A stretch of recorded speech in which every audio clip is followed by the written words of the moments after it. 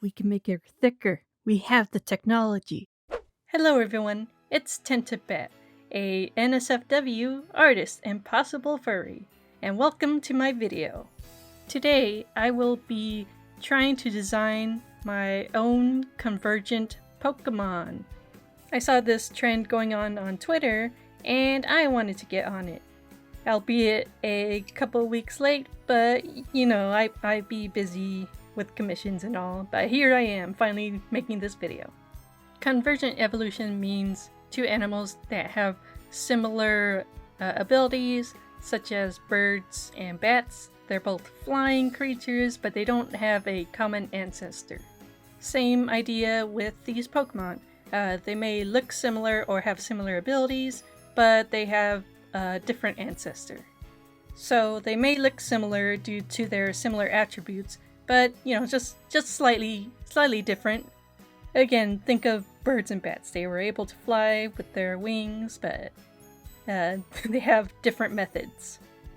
Anyways, I wanted to do that same idea, but with the Salandit and Salazzle line. Who doesn't like a girl boss, gatekeep, femdom Pokemon with their own harem? I know I do. So I thought of creating a Pokemon that's more amphibian-based rather than lizard-based, even though their names are based on salamanders, which is already an amphibian. Sorry on my part, I thought they were lizards, and I thought I was being cool by making them amphibians, but it was just my misunderstanding. Oops. Yeah, this idea is more of a frog-based design, as you can see in my reference pictures. Also, sorry I didn't mention the more unique froggy designs at the beginning, but this design challenge isn't based on a unique creature, but rather a new interpretation on an already existing Pokemon. That's how convergent they are. So yeah, I was inspired by cute frogs like the pumpkin toadlet or the desert rain frog. But I will eventually settle on this cool see-through frog called the glass frog. You'll see me pull up a picture of the glass frog at the 420 mark. Though, of course, I don't want to be too graphic, as it's a Pokemon after all, but I did want to show my influence.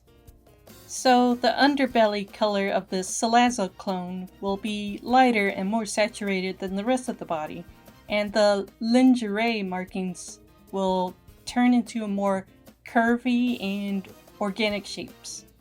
It can represent organs or even lace. We're trying to get away from the whole latex thing and maybe into something more frilly. But I think it's a nice contrast from the usual spiky pink flame pattern that Salazzle is known for. I apologize for my voiceover sounding weird right there. I just didn't have my microphone positioned correctly for when I talk. But I figured it out now, so we're back on track. So yeah, I really took my time with the lines here. I don't know, it's just like I'm trying to replicate the official artwork, so I felt like it had to be right on the line art, make sure everything looks good.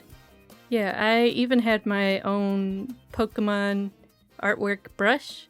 It had like little spaces it will sometimes have for this artwork, but I think I would have been better with just using my usual brush, because it's not going to look perfect. It's not going to look right on spot on official artwork, but maybe I'll try again sometime.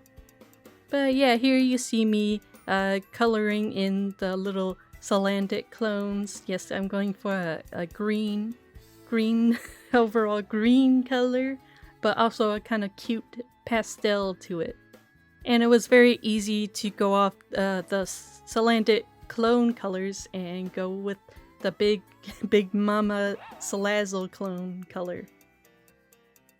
And yeah, on the side, on the right there, you can see my references, my influences, the see-through frog and the slime mold. Also, psych, we're not done yet. I'm finally lining this bitch. Haha, sorry, I'm pretending I'm tricking you, but in reality, I tricked myself. Can you blame me? I worked on this like 1 week ago, and I've been drawing a lot more since then. Anyways, yes, you could watch me painstakingly line these son of a guns. Also, I am working on a vector layer. This just helps a lot with line work. It helps a lot with erasing extra ends or thickening up or thinning the line work itself. It's really handy. I suggest everyone give it a try. Anyways, this Sandalite clone is more based on grass than I originally thought I was gonna make it to be, because originally I was going for a grass water type to contrast with Sandalite's dark and fire type. I wanted to give it a jelly-like tail. I wonder where that idea came from. Okay, I just think slimy tails are cool. But anyways, since this Pokemon is more frog-based and frogs don't have tails, I thought this abnormal tail would work perfectly. But as I started to think more about it, I drew away from the water grass type idea to a grass fairy type idea.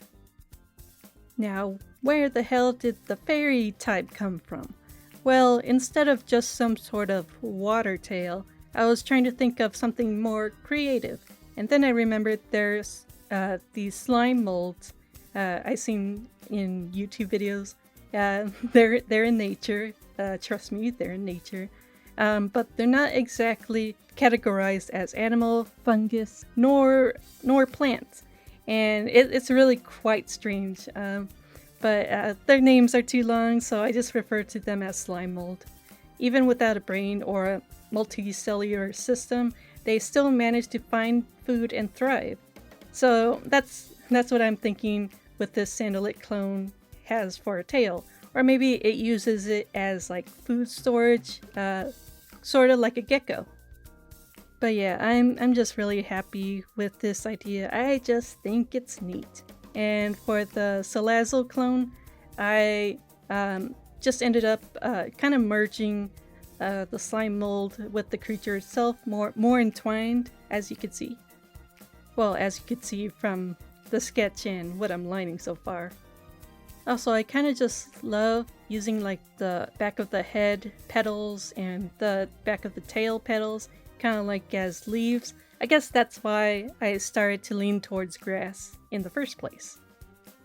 Also, yes, I deliberately made this Pokemon line chunkier than its counterparts because I imagine they have a really easy time finding food in their environment as they're grass and fairy type. Plus, I cannot just draw something that's not chunky. There is no off switch to the plump agenda maker that I call my hand. Ahem. Anyways, I read from Salazzle and Salandit's entry that male Salandits can't evolve because they're malnourished from all the resources they give to all the Salazzles and female Sandalites. So I decided my species would have the opposite situation, where, food is plentiful. Though I suppose at this point that means males of this convergent species will be able to evolve too. I'd probably say females evolve a little easier than their male counterparts, but it's not impossible for males to evolve. If I had it my way, that is. Which I do. Also, yes, I gave this Pokemon bigger feet. Big, because they're froggy-like.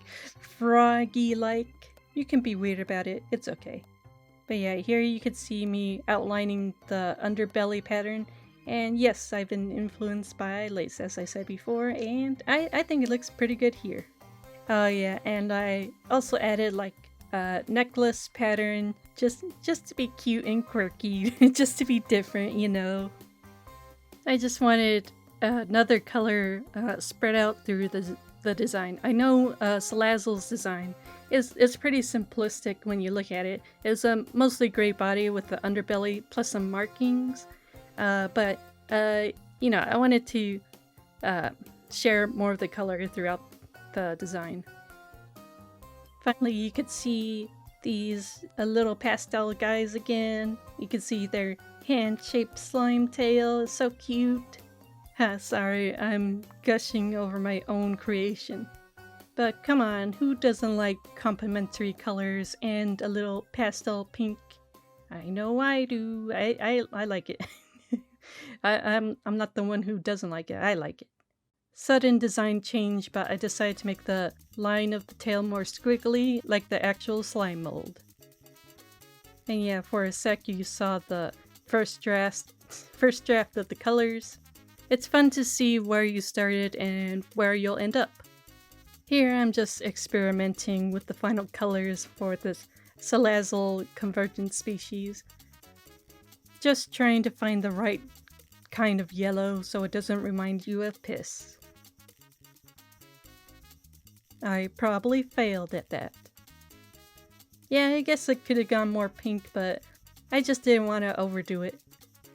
And once I was happy with the colors, I've got to the rendering, or just shading and highlighting. The official art style is not that defined, it's not that detailed in the shading, so you have to keep that in mind and not overdo it if you're trying to replicate that official art. But sometimes I just can't help myself. Sometimes I just want to round the shadows at the belly so it looks more rounder. For this guy, it just kind of went out the window because it's not based on official art, it's based on a 3D model. I just really like that stance for Salandit, so I had to draw it out. Plus Salazzle looks more complete with multiple Salandits around her. Here you could see I obviously calmed down with the shading here. You could tell by my lack of panning and zooming in. Just adjusting the shadow color here. We're keeping it cool. Just because I think it looks nice against the green body color. And for my final trick, adding more pink. Yeah, I just felt like it needed more pink. Somewhere. But where? Oh yeah, the tail. I added pink to the tail so it matches Salazzle more. I even adjusted the shadow color for it so it looks more appealing. Oh yeah, and for the final step, we add in the highlights. I just tried to mimic the official artwork. I do really like the dots of highlights in here, but if it were me, if it were my style, I think I would overdo it. So I kept it limited. Well, except for the slime tail. You know me. Slime has to shine. And then I think I just colored the line art of this just because it looks nice. I don't think it's necessary for the official artwork, but I just think it looks nice, okay? Alright, I think we're finally done now. And here's the final artwork. Let me know what you guys think down in the comments below. I absolutely love the concept of a slime mold Pokemon, and not just a funny guy or anything. Plus we could always use more slime. But honestly, I'm not proud of the official artwork style. That's why I said I wish I just would have gone with my usual line brush. I think I would have been more happier with that, or at least had an easier time doing the lines. Maybe I'll redraw it sometime, at least in a different pose. I'm actually thinking of another Fakemon Pokemon design that's similar to Salazzle, but not necessarily a convergent species, but more like a rival or competitor of some sort. You might see a little hint in my sketch notes. But yeah, let me know what you think about designing Pokemon videos and all that. I really like doing these, I just need to take the time to do them. Yeah, I might not be proud of the end result, but at least I had fun with it. Also, yes, I stuck with the grass and fairy typing, so this is super weak to Salazzle herself. Oh yeah, I almost forgot. I dubbed these Fakemon Slime Mode, and Slimebelia. I had help from Rocco with the second name. Thank you. Let me know what you guys think of the names in the comments below. But yeah, that's it for this video. I'd like to thank my patrons who are on screen right now. Thank you.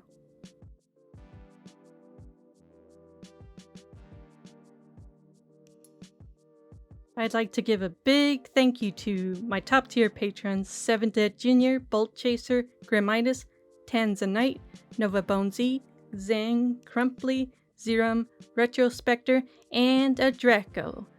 Thank you so much. I really appreciate it. And thank you for watching. I'll see you next time. Bye!